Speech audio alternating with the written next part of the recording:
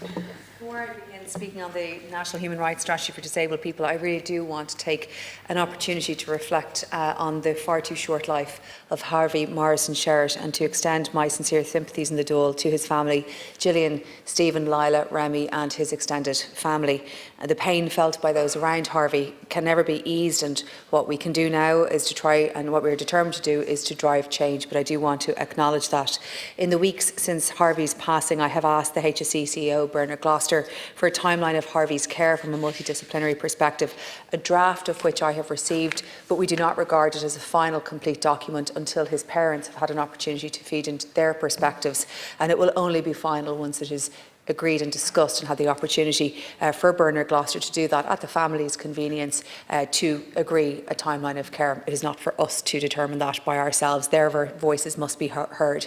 I will also meet with Harvey's parents, Gillian and Stephen, with the Taoiseach shortly,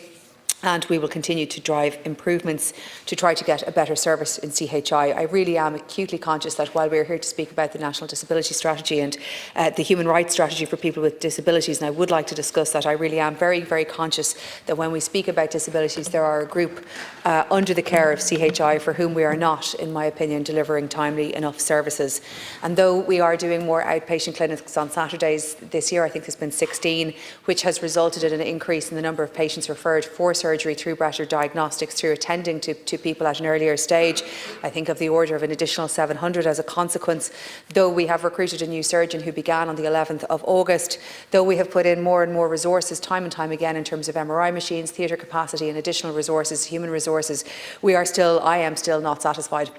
with the timelines for surgeries nor the referral pathways identified for 2025. It is a matter of fact that the 2025 plan that was received to the department in relation to the surgical spinal plan was sent back as not being sufficient. I am not satisfied with the international referral pathways and have lots of questions about why there are an decrease in international pathways and an increase in referrals to Blackrock. Some of the measures that we are taking to try to address the waiting management of it is a centralised management of dealing with cases and key workers to be able to respond to parents. Though I am not satisfied that neither of these things is in place today, I am satisfied that I am told that they will be done by the end of September.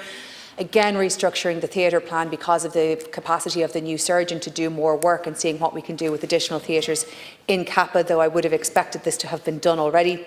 I have examined the reasons for the cancellation of surgeries, literally all of the reasons for the distribution of why surgeries were cancelled, either because of a clinical reason, a matter within the hospital or a parental matter, and looked through those different reasons and tried to understand it better. But I really cannot overstate my frustration with this, and this is why I have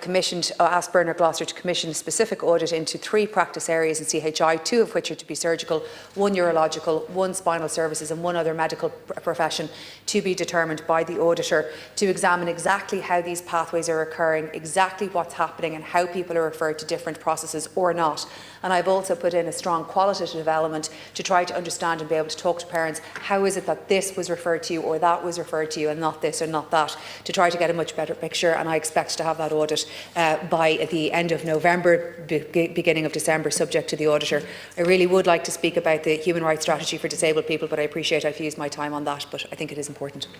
Thank you.